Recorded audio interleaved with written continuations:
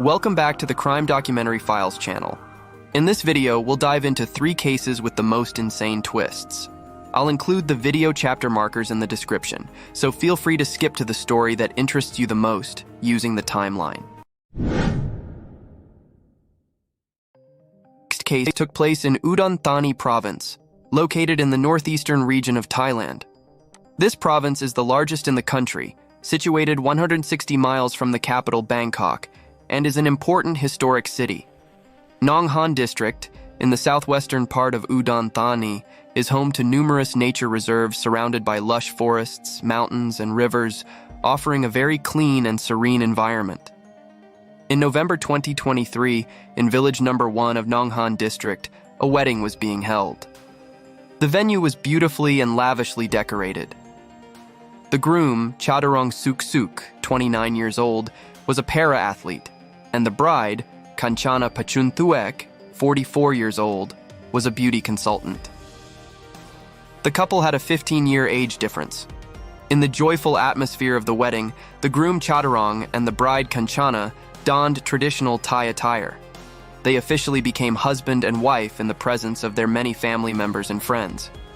However, no one could have anticipated that in the midst of such a joyous celebration, an unimaginable tragedy would suddenly occur, casting a dark shadow over what should have been a perfect wedding. Let's turn back time to November 25, 2023, to understand the details of this incident. It was a Saturday. November in Thailand marks the transition between seasons, with relatively cool and dry weather. Early that morning in village number 1, Nong Han district, the groom Chaturong Suk Suk led a grand procession to bring the bride, Kanchana Pachunthuek, to their home. After the procession, as per local customs, a religious ceremony was held at the house to bless the young couple and wish them a happy and fulfilling married life. The official wedding ceremony took place at 4 p.m. The couple knelt before their parents, exchanged rings, and received the blessings of everyone present. This marked the 3rd year of their life together, and now they were finally formalizing their union in marriage. The years they had spent together had only strengthened their bond. As night fell, the dinner reception began. Everyone enjoyed the local specialty dishes, with laughter and lively conversation filling the air. However, amidst the festive atmosphere, it seemed that the bride and groom had a brief argument, which quickly subsided. The groom appeared withdrawn, not engaging with anyone, and sat alone at the table. Although a few observant guests noticed that Chaturong seemed a bit off, most assumed that he was simply overwhelmed with joy and had perhaps had a bit too much to drink, which affected his mood. After the argument ended, everyone continued to enjoy the celebration. Darkness had fully set in by now, and it was 11:30 p.m. Suddenly, the groom, Chaturong, abruptly stood up from his seat and walked straight toward the door. This strange behavior immediately caught the attention of the guests. The entire hall fell silent. Some guests began to whisper among themselves. 2 kind-hearted guests even got up and approached the bride, Kanchana, to check if everything was all right. Just then, the groom, Chaturong, who had just left the table, reappeared. In front of everyone, he reached into his pocket, his face showing a grave expression. His sudden reappearance caused the murmuring among the guests to stop abruptly. All eyes were on Chaturong, watching his every move. Suddenly, Chaturong pulled his hand out of his pocket. In his hand was a gun. Under the horrified gaze of the guests, Chaturong aimed the gun at the bride and pulled the trigger. The gunfire shattered the quiet night. In just 20 short seconds, he fired 12 rounds. The bride and those around her fell one by one. The entire wedding reception was engulfed in death. Screams and cries for help echoed everywhere as the terrified guests scattered in all directions. After the shooting, Chaturong turned the gun on himself. Without hesitation, he pulled the trigger. The wedding, which had been filled with happiness, was instantly transformed into a horrifying tragedy by the groom himself. After Chaturong collapsed, some guests regained their composure and called the police. When the police arrived on the scene, they were shocked by the gruesome sight before them, despite their experience with many crime scenes. The wedding venue was in disarray. Tables and chairs were overturned, belongings were shattered, and broken beer bottles were scattered everywhere. But the most haunting image was the bodies of 5 people lying in the middle of the scene. All had met a tragic end. Some guests huddled in corners, their faces streaked with mud and blood, their expressions filled with utter terror.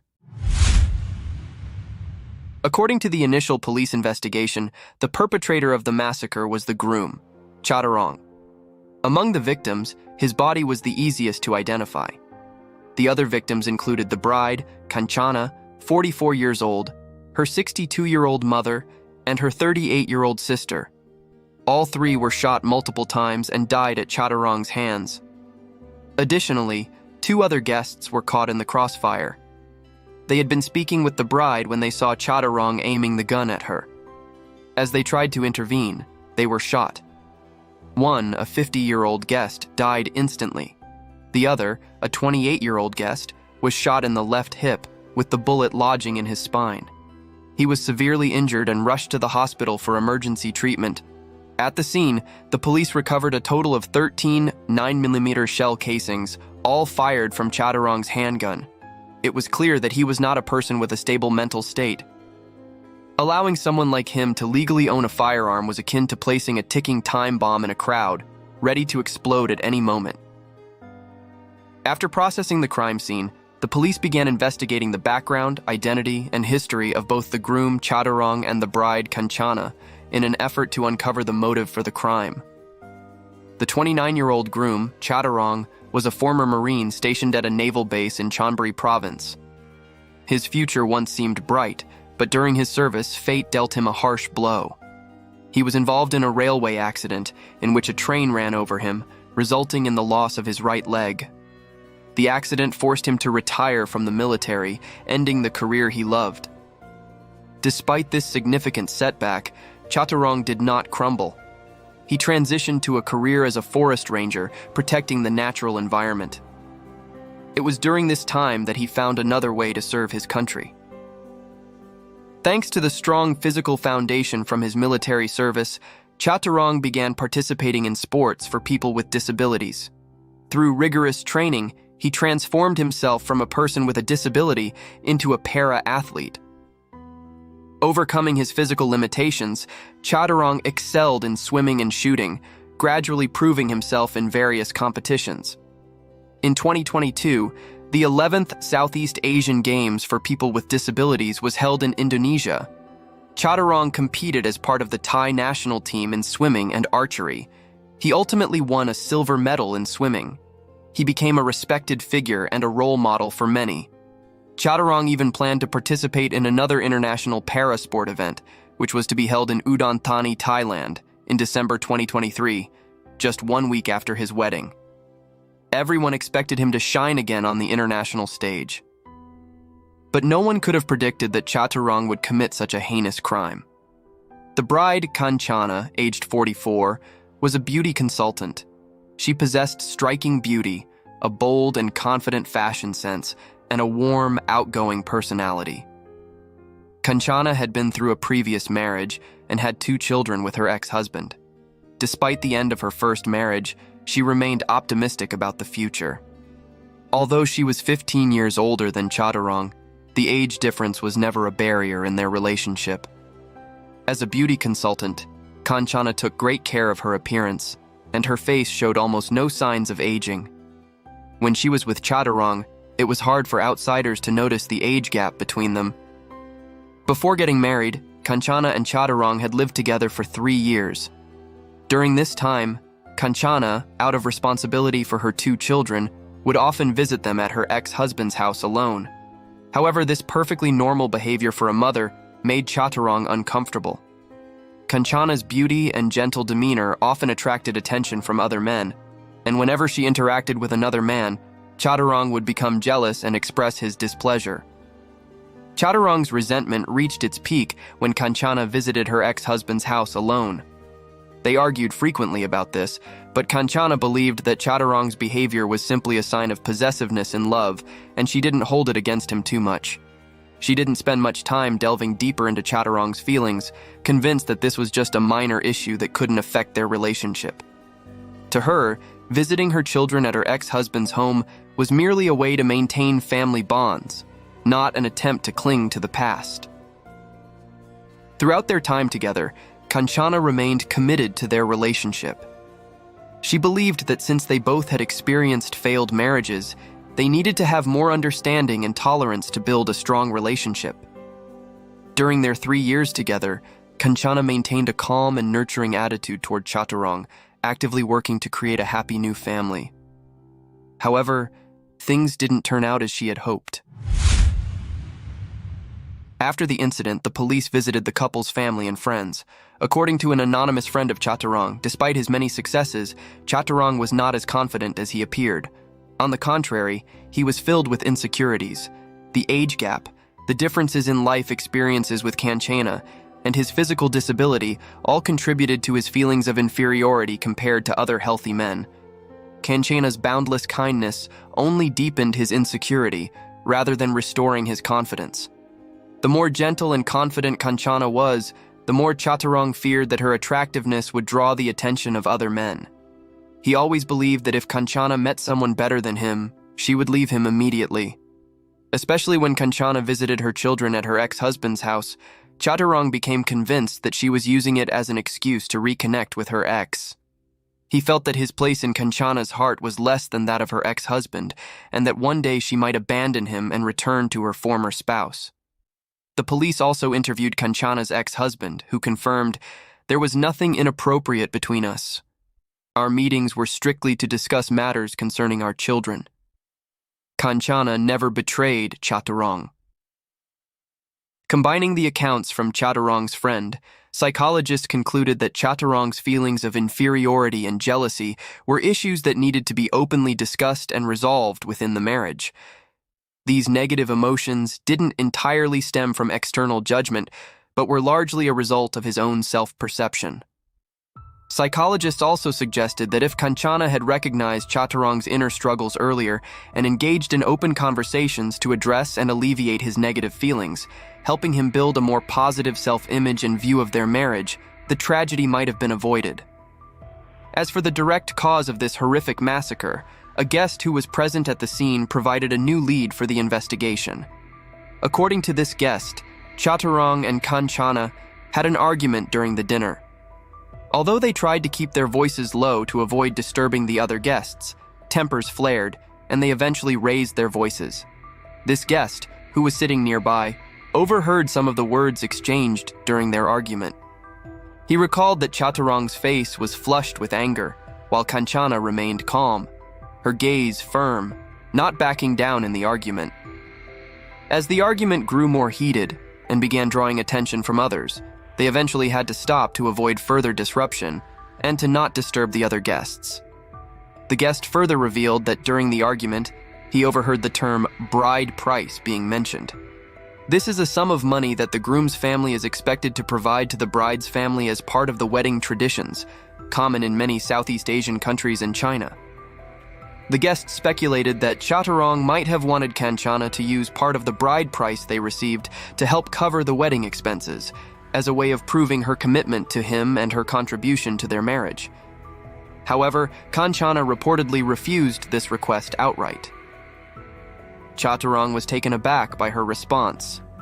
He felt deeply insulted and became increasingly convinced that Kanchana would abandon him for another man. Already affected by alcohol, Chaturang began to brood over his perceived signs that Kanchana might have been unfaithful. Once the seed of doubt was planted, every little thing in their life together became magnified in his mind.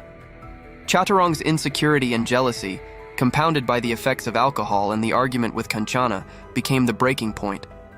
The more he thought about it, the more anxious and angry he became. However, to save face at the wedding, Chaturang was forced to end the argument. With no other outlet for his simmering rage, he got up, left the table, went to his car to retrieve a gun, and returned to the scene to open fire. The police investigation revealed that the gun and ammunition used by Chaturong in the incident were legally purchased. Having served in the military and being an avid shooter, he often carried firearms and ammunition with him. When he opened fire, Chaturong acted decisively, without any expression. He repeatedly pulled the trigger, killing the bride Kanchana, her mother, and her sister, and also causing the death of one guest and injuring another. Finally, he turned the gun on himself. The entire sequence of actions was swift and without hesitation, suggesting that it may have been premeditated. A 70-year-old neighbor mentioned that on the night of the incident she heard loud noises, which she initially thought were fireworks, only to later realize they were gunshots. The determination and methodical nature of Chaturong Suksuk's actions exceeded the limits of normal behavior, leading the public to question his mental state.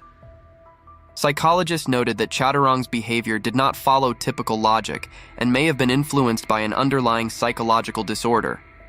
Mental illness could be a potential factor behind his extreme actions.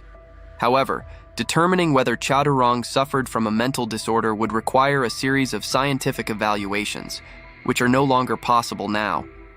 It's worth noting that in Asia, Thailand has one of the highest rates of gun ownership and gun-related homicides. Studies indicate that there are approximately 10.3 million guns owned by civilians in Thailand, accounting for 15.1% of the population, meaning that out of every 100 people, 15 own a gun. The rate of gun ownership in Thailand is the highest in Southeast Asia.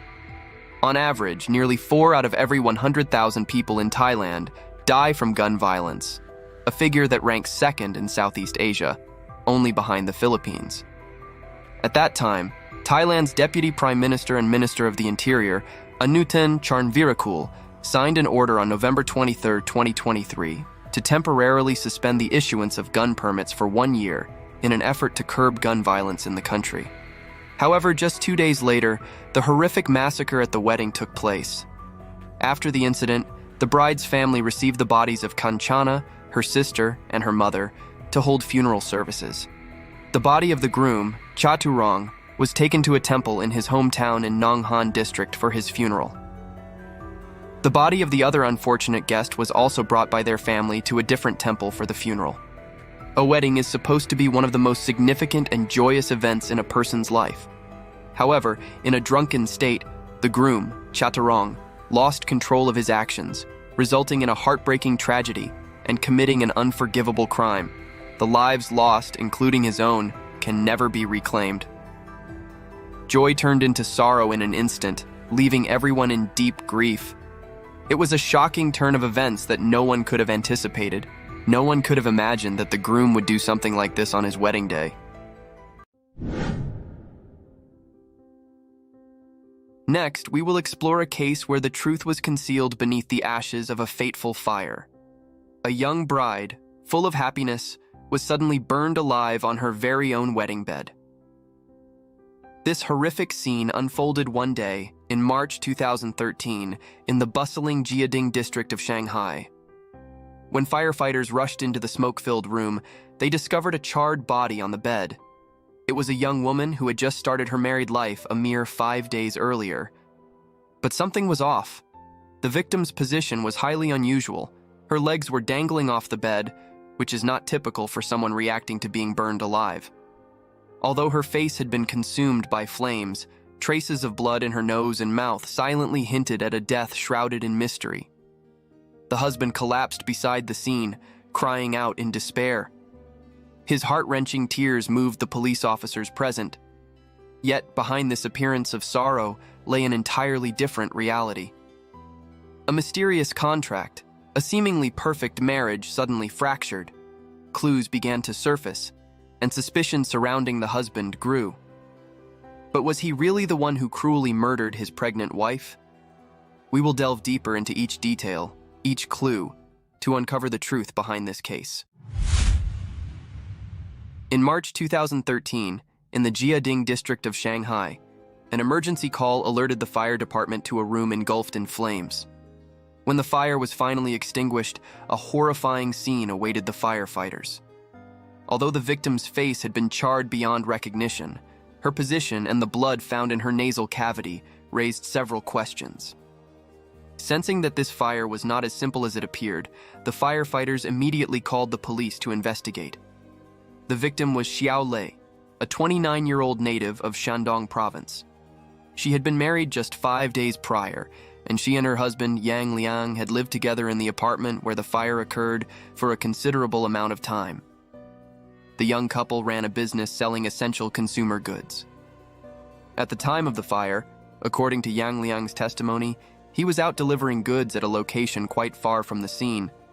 He insisted that before he left, everything in the apartment was normal, with no signs indicating any fire risk.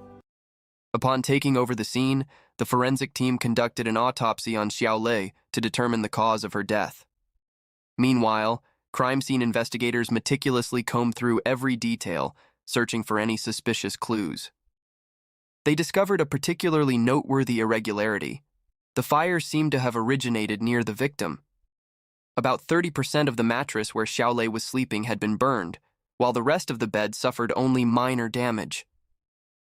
This suggested that the fire had specifically targeted the victim. However, Xiao Lei's position when she was found only deepened the mystery of the case. Her legs were dangling off the side of the bed, a position inconsistent with normal sleep or relaxation at home. When questioned about the household's habits, Yang Liang, the victim's husband, insisted that no one in the family smoked, and they didn't own any lighters. The gas stove in the kitchen was equipped with an electronic ignition system, making it unlikely that a fire could have spread from the kitchen to the bedroom. So, where did the deadly fire originate? Was this a tragic accident, or was there a sinister plot behind it? Later, the police discovered a piece of paper in the drawer beside the bed. On it were 3 large characters. Commitment letter. The note read, "I promise never to hit my wife again. Please give me another chance." The paper was unsigned and undated, but its content clearly indicated that there had been a conflict between the couple. Yang Liang had written this note as a promise to amend his behavior and to ease the tension between them.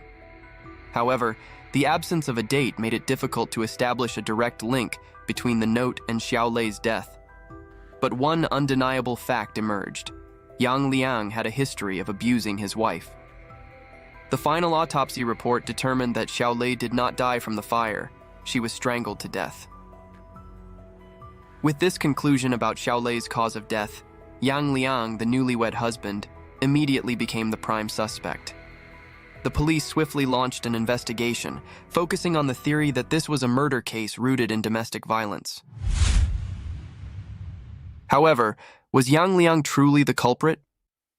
According to his testimony, at the time of the fire, he was on his way to make a delivery at a location 10 kilometers away, having left the house at 10:30 a.m.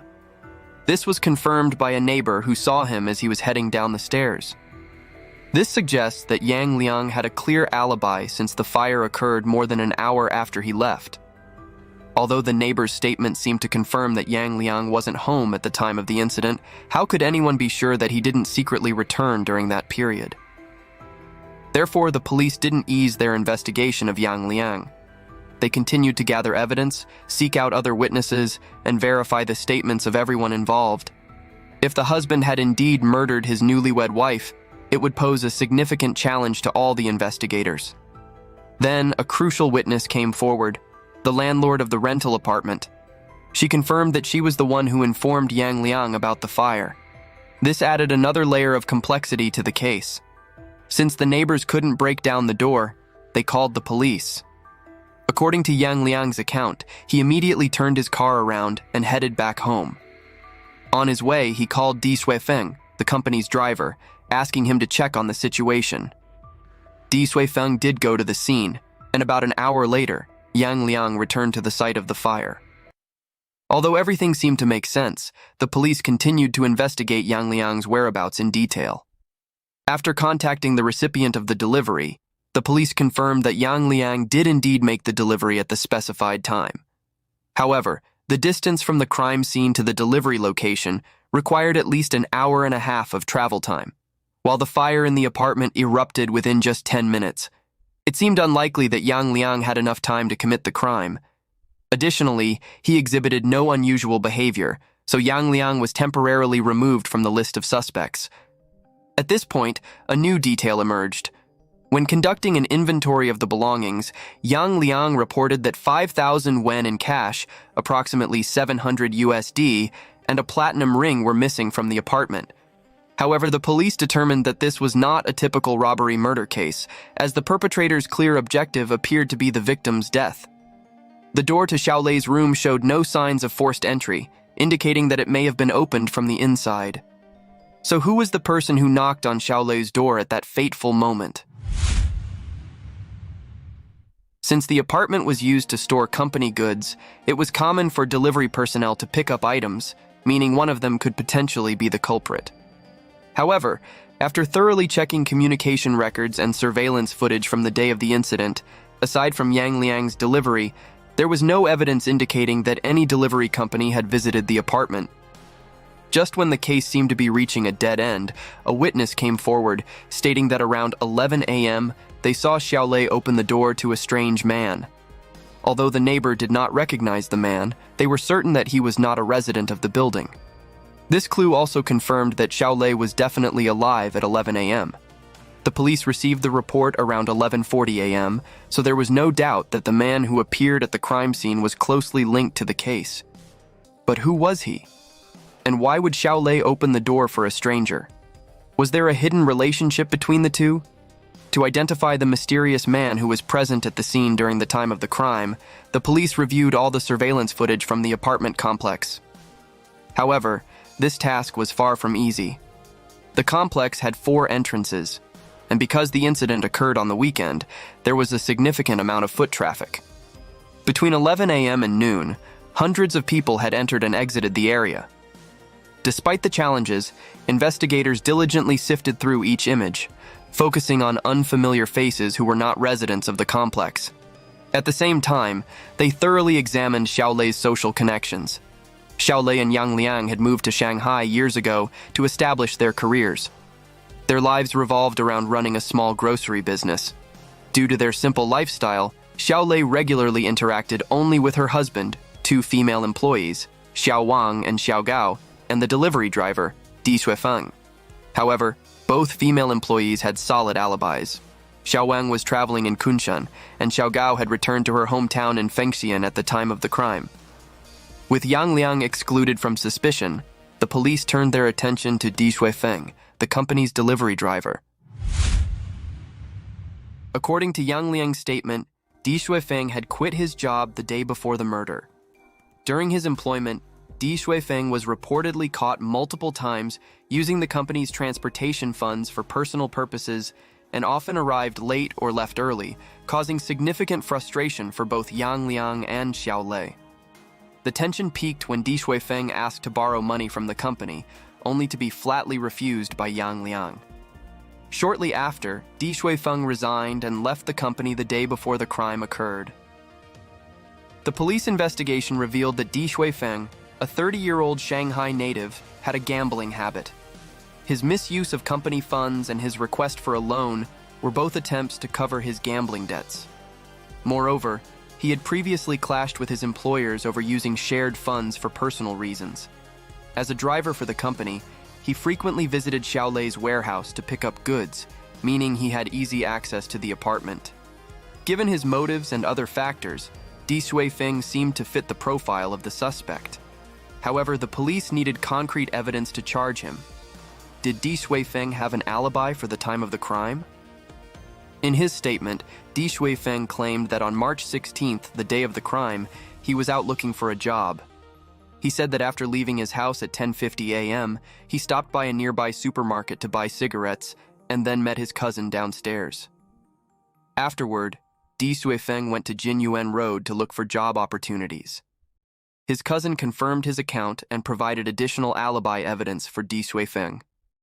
Di Shuifeng provided the police with a detailed account stating that around 10:50 a.m. he went to a plastic factory on Jinyuan 5 Road to look for a job.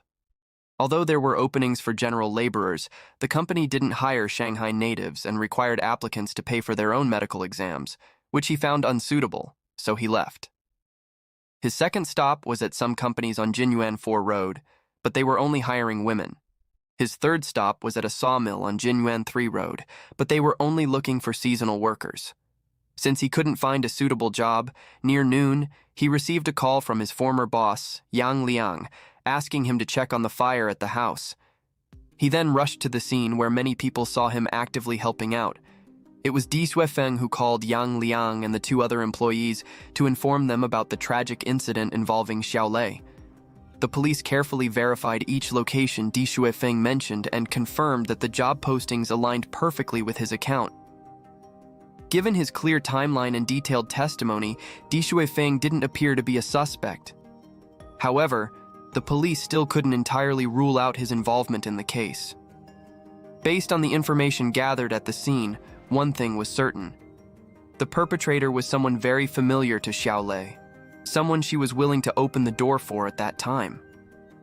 As the leads seemed to be drying up, the police began to consider a new hypothesis. Could the perpetrator have been someone from Xiaolei's hometown? However, after thorough investigation, this hypothesis was quickly ruled out. Xiaolei had no other relatives or friends in Shanghai. Her family members from her hometown arrived only after the incident, proving that they were not present at the scene at the time. If it wasn't someone she knew, could this have been a contract killing?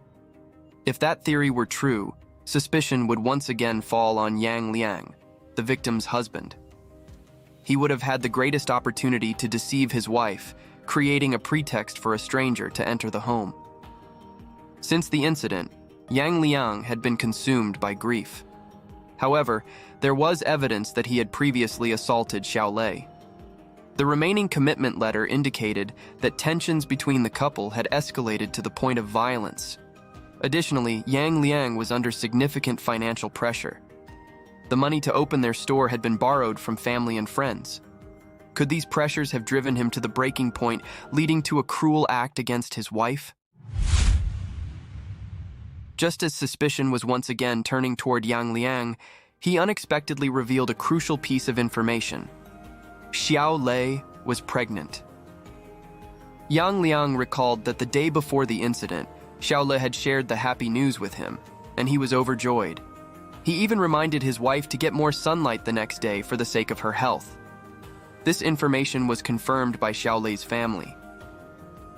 They mentioned that Yang Liang had called them late at night to share the good news, his voice full of happiness and excitement. With this new information, doubts about Yang Liang's involvement significantly diminished. It was hard to believe that a man would be so callous as to harm his pregnant wife, especially when she was carrying his child. However, if it wasn't Yang Liang, then who was the perpetrator? To uncover more clues, the police returned to the crime scene. They discovered that the gas stove in the kitchen had been turned on full at the time of the incident, yet nothing was cooking. Turning on the gas full blast without using it was a clear act of sabotage, potentially a suicide attempt. However, the stove had an automatic shutoff feature, so not much gas had leaked into the room. This detail sent chills down the investigators' spines. Who could have done this? Was this an attempt to destroy evidence? Upon further inspection, the police found no fingerprints on the gas stove's controls, indicating that the perpetrator had carefully wiped them clean. This detail seemed to rule out the possibility that Yang Liang had hired someone to harm his wife. As the homeowner, Yang Liang would have known about the safety valve on the gas stove. He wouldn't have been foolish enough to use this method to help the perpetrator cover up the crime. The firefighters also recalled that when they arrived at the crime scene, all the doors and windows were tightly shut.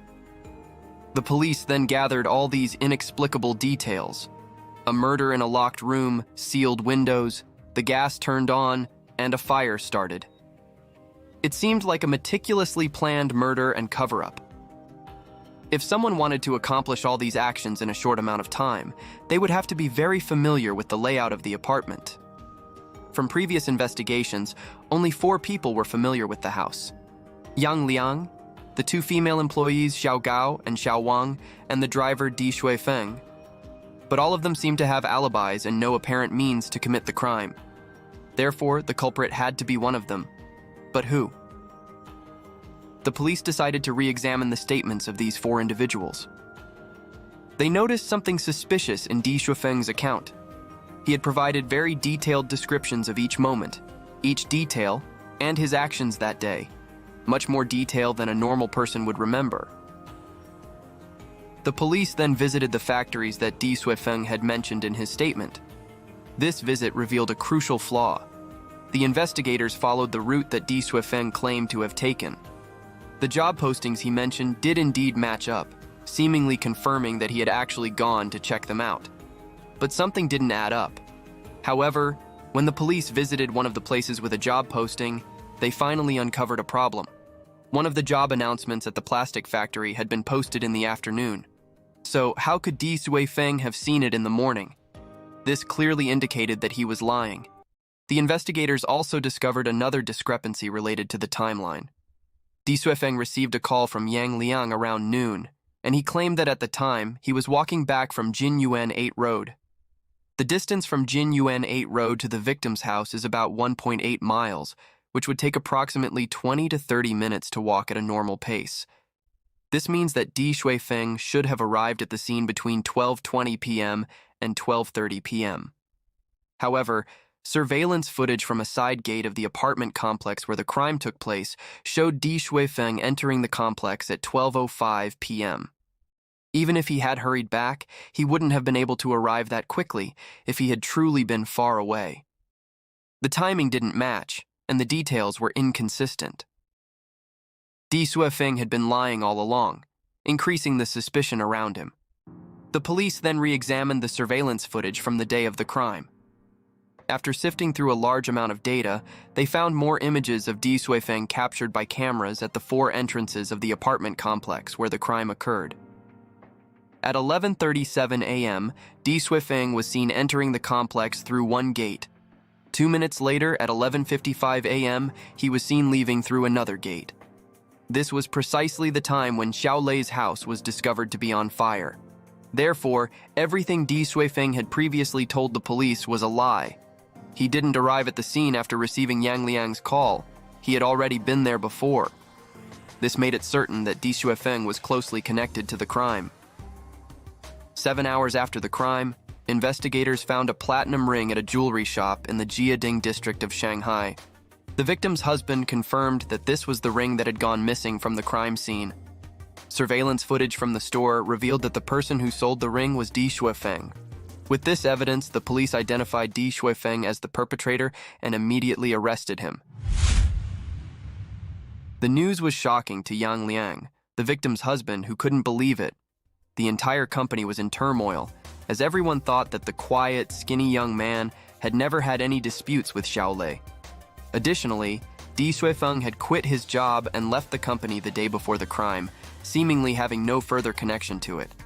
So why did Di Suifeng take the life of his former employer just 2 days after leaving his job?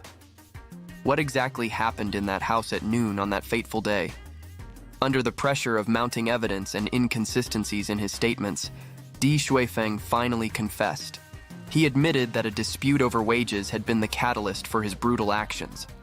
According to Di Suifeng, he had agreed with Yang Liang on a monthly salary of 3,000 yuan, approximately 420 USD, but he was only paid 2,000 yuan because he had worked for only half a month.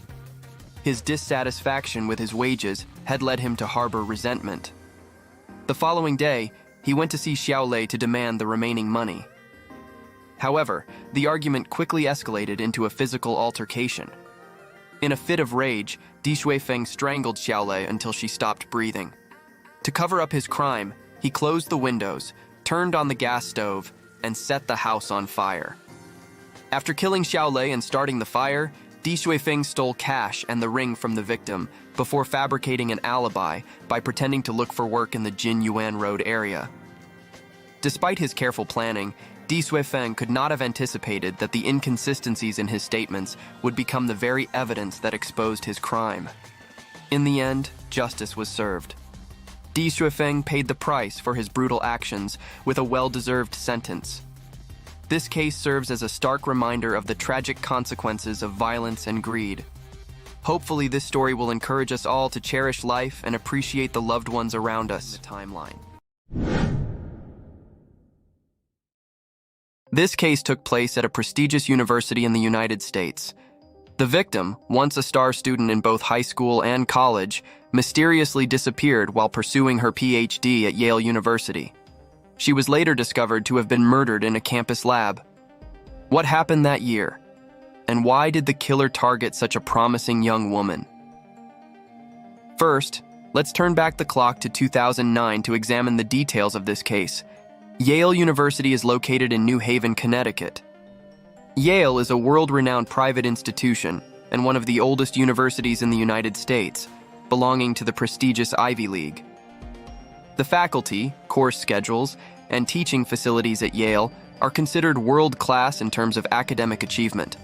As of October 2020, Yale's faculty and alumni include 65 Nobel laureates, 5 Fields medalists, and 3 Turing Award winners. The university has also educated many notable figures, including U.S. Presidents William Howard Taft, Gerald Ford, George Bush, and Bill Clinton. The main character of this story is Annie Lee, also known as Thu Lee. She was a Yale University student with roots in a Vietnamese family, born in San Jose, California on July 3, 1985. From a young age, she was recognized for her exceptional intelligence. Her dream was to become a biomedical researcher with the hope of one day finding a cure for cancer. Throughout her education, Annie Lee consistently achieved remarkable academic success. Tony DeVilbiss, the principal of Union Mine High School, once remarked, "She was a student of character, dynamic, and beloved by both teachers and peers." Every teacher here remembers Annie Lee vividly. She was one of the top 2 students in the senior class and a person of strong ideals. After graduating from high school, Annie Lee's outstanding talent and academic achievements earned her a scholarship worth $160,000 to the University of Rochester in New York. At Rochester, she majored in cell biology and medical anthropology. Her extraordinary intelligence led her peers to nickname her the next Einstein. In addition to her impressive academic record, Annie Lee was known for her petite, graceful appearance and distinctly Asian features. Her friends saw her as a humorous, optimistic, and energetic individual. After graduating from college with honors in 2008, Annie Lee was accepted into a graduate program at Yale University. She aimed to earn her PhD in pharmacology by 2013. Besides her studies, she actively participated in various extracurricular activities at the university. She even wrote an article on campus safety titled "Crime and Safety in New Haven." Alongside a promising career path with a bright future ahead, Annie Lee also had a beautiful relationship with Jonathan Wadowski, a graduate in physics and applied mathematics from Columbia University. They were best friends and each other's first love during their time at the University of Rochester. At that time, there were only 5 days left until Annie Lee was to marry her fiancé, Jonathan. After a period of dating, they got engaged and planned to have their wedding on September 13, 2009, in Long Island. On September 8, 2009, despite her upcoming wedding, Annie Lee continued to work diligently in the university lab, as she usually did. That day, she went from home to campus. By evening, her roommate noticed that Annie Lee had not returned and couldn't reach her. Her fiancé, Jonathan, also couldn't get in touch with her. Worried, they called the police. Initially, the police thought that Annie Lee might have developed cold feet and had decided to take a few days away. However, as the investigation progressed, it became clear that the situation was far from simple. The longer Annie Lee remained missing, the more questions arose. Friends told the police that Annie was a very cautious person who always ensured her safety. Besides her studies and lab work, she rarely went to unfamiliar places alone. When the police searched Annie Lee's office, they found her cell phone and wallet neatly placed on her desk. There were no signs of disturbance or struggle in the room. She wasn't found in the lab, which was just a short distance from her office either. Fortunately, Yale University places a strong emphasis on campus security, with a network of 75 surveillance cameras installed throughout the campus to ensure comprehensive safety. Although there were no cameras inside the lab due to privacy and security concerns, key areas such as entrances and exits were closely monitored. With increased surveillance, it would be easier to trace Annie Lee's whereabouts. Under immense pressure, the police decided to conduct a thorough search of the lab where Annie Liu worked and the entire basement. Her lab was located in the basement of Yale's Animal Research Center.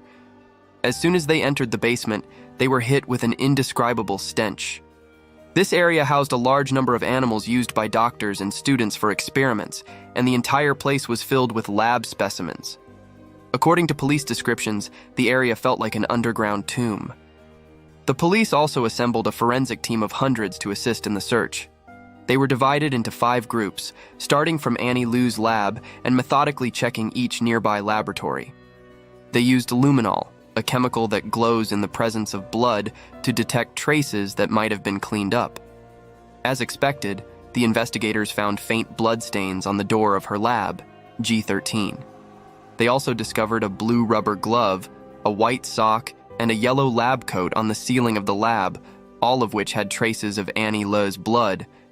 Another investigative team inadvertently found a small bead, likely from a necklace, in a locker room behind room G22. After comparing it with surveillance records, it was confirmed that the bead belonged to Annie Liu. During the search, everyone noticed a strong, unpleasant odor, but the surrounding area consisted of small rooms, leaving seemingly no place to hide a body. This was highly unusual. To pinpoint the source of the smell, the police brought in a cadaver dog. The dog met the police's expectations and signaled toward a wall. The wall had a hole about the size of a computer screen, used for pipe repairs, and it was covered with a stainless steel plate.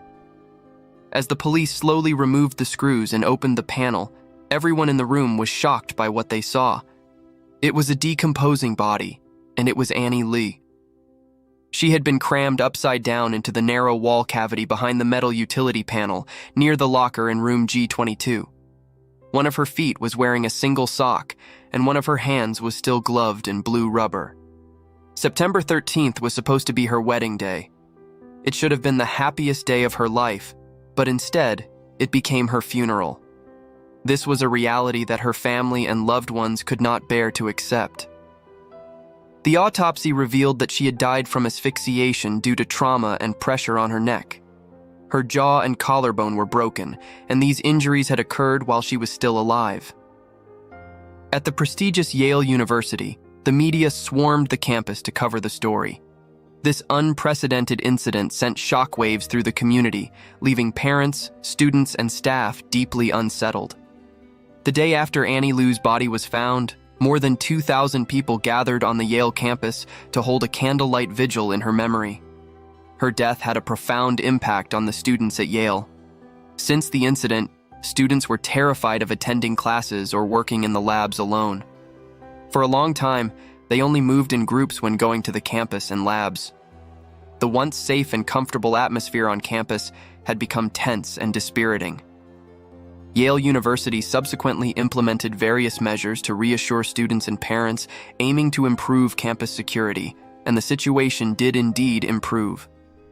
Access to the labs was restricted to students or staff members with special ID cards, each with different levels of clearance, allowing them to open specific doors only.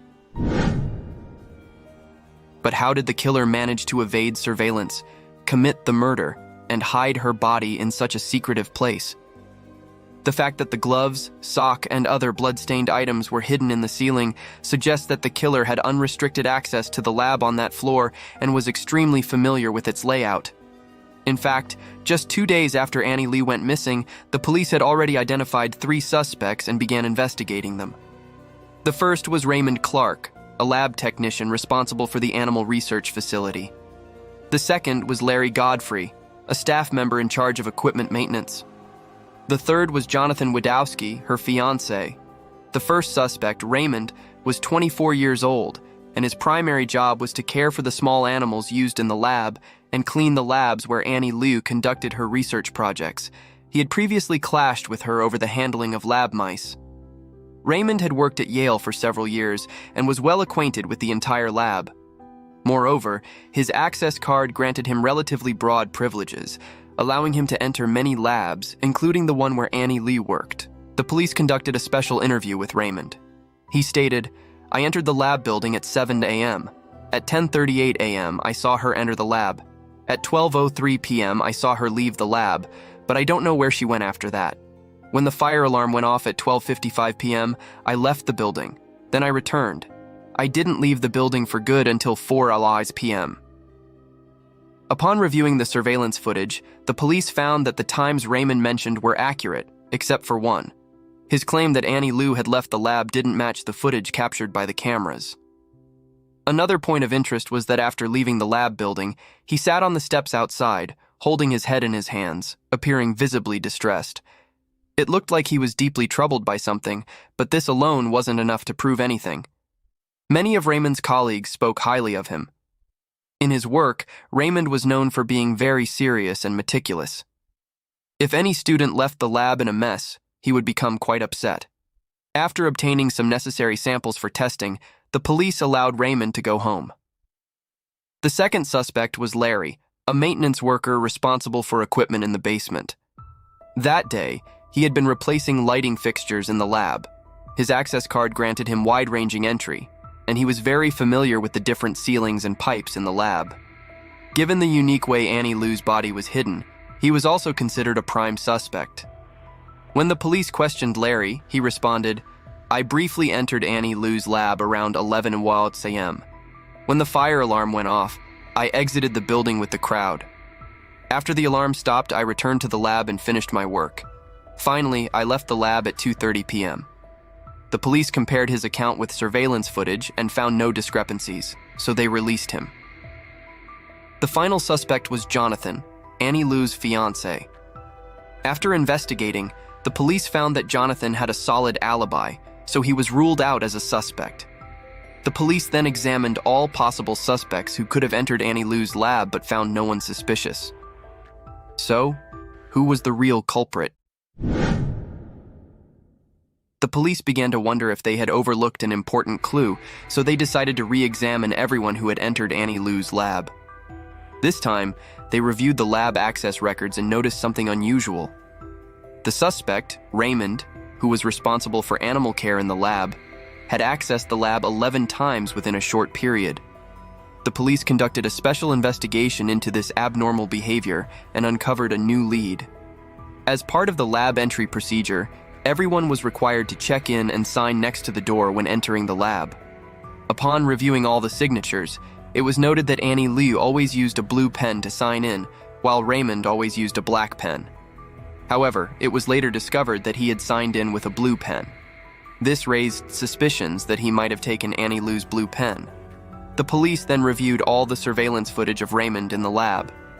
Raymond was wearing blue clothing underneath a yellow lab coat, which matched the blood-stained yellow lab coat the police had found earlier.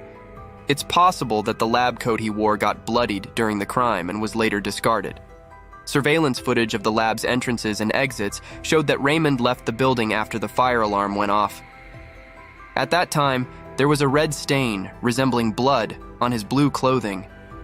When he re-entered the lab after the alarm, the stain was no longer visible, indicating that he had changed his clothes.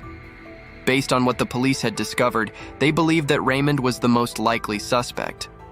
However, the evidence they had so far was not enough to convict him. The police then brought in Dr. Henry Lee, the founder of the Henry Lee Institute of Forensic Science in the United States. He is known as the Chinese detective and is one of the world's most renowned forensic experts, with a significant role in solving many high-profile cases. Dr. Henry Lee quickly arrived at the scene and analyzed the DNA collected from the bloodstains, pen, sock, gloves, and lab coat found at the crime scene. After comparison, it was confirmed that the DNA on these items matched both Annie Liu and Raymond. Dr. Henry Lee stated that the DNA results were undeniable evidence. No matter how much he tried to explain, Raymond could not deny the fact that he had murdered Annie Liu. The police subsequently arrested Raymond on charges of murder. At 8:25 a.m. on September 18, 2009, Raymond was apprehended at a hotel located 30 miles from Yale University. The court set his bail at $3 million. Unable to pay the bail, Raymond was held in a maximum security prison in Connecticut. On October 6, 2009, the Connecticut Superior Court officially began the trial. During the proceedings, Raymond did not contest the murder charges, but instead offered an apology to the victim and her fiancé. Before being taken away, Raymond expressed his belated remorse in court. He stated, "Annie Lu was a good person. I am sorry for taking her life and causing so much pain to so many people." Annie Lu's mother, Vivian Lee, was unable to bear the emotional trauma and did not attend the trial. She had previously broken down in tears during a media interview, saying, "My daughter should have had a very happy life after getting married. She had shared her future plans with me many times, but I never expected that the day we planned to celebrate her wedding would be the day we received the terrible news about her. I have lost my daughter forever and will never meet my grandchildren." Outside the courtroom, Raymond Clark's father, Mr. Raymond Clark, expressed his sorrow. "My heart is broken standing here today. We will continue with our lives while my son goes to prison. From the beginning, my son has shown deep remorse. I can't express how much it pains me to hear him tell me how truly sorry he is. My son said that his heart has been tortured for causing Annie Lu's death." On March 17, 2011, Raymond pled guilty to murder but denied the charge of attempted sexual assault that the prosecution had brought against him. Ultimately, he was sentenced to 44 years in prison. Raymond is expected to be released in 2053 when he is 68 years old. However, Raymond has never explained why he committed such a horrific act against Annie Lu. His motive remains a mystery. Raymond's ex-girlfriend later revealed, "Raymond was a very strange person. When we first met, he was kind and gentle. But as time went on, he started asking me detailed questions about my life, like what I wore, what I did, who I befriended, and so on. Only after getting closer to him did I realize that he was very controlling." Later, the police speculated that Raymond might have had a secret crush on Annie Lu, but due to his introverted nature, he never expressed his feelings. On that day, he received an email forwarded by a colleague stating that Annie Lu was getting married soon and would be very busy. Unable to bear the thought of her becoming someone else's wife, Raymond may have lost control in a fit of jealousy and attacked Annie Lu in the lab. Annie Lee fought back fiercely, which ultimately led to her death. However, the theory that Raymond had an unrequited love for Annie Lu is purely speculative. No one but the victim and the perpetrator truly knows the real motive. On that day, a high-pressure device in the lab released a large amount of steam, triggering a false fire alarm. The lab descended into chaos. In a state of desperation, Raymond hid her body in the wall. After Annie Lu's death, Yale University established the Annie Lee Scholarship Fund to honor the memory of this talented Vietnamese-American graduate student. They also designated October 12th as a day of remembrance for her. Donations made in her name would go to the Annie Lee Scholarship Fund at Yale. Annie Lu's family also wished to direct the memorial funds to this scholarship. The fund supports children from low-income communities by providing them with the opportunity to pursue higher education through tuition assistance. The wedding gifts that she and her fiancé had planned to buy were also turned into contributions for this fund. On September 22, 2009, hundreds of people gathered at St. Peter's Church in El Monte, California, to attend a memorial service for the talented young woman whose life was tragically cut short. During the nearly 90-minute service, family and friends held hands and sang Amazing Grace in both English and Vietnamese to honor her before laying her to rest on September 26, 2009. The moment when her younger brother called out to his sister in Vietnamese was especially moving. "Latu, I miss you and I always love you." Life is indeed unpredictable, and Annie Lu's life ended at the age of 24, a time when she was full of dreams and ambitions that were left unfulfilled. Time may help to ease the pain, but the loss for Annie Lu's loved ones is immense. Although she is no longer in this world, she will forever live on in the hearts of those who loved her, through the memories and beautiful moments they shared. After Annie Lu's case, the issue of campus safety became a significant concern not only at Yale University, but also at many other colleges and universities. It served as a powerful wake-up call. What are your thoughts on the 3 cases we discussed today? Which case intrigued you the most? Feel free to share your thoughts in the comments below so we can discuss them together. Thank you for watching and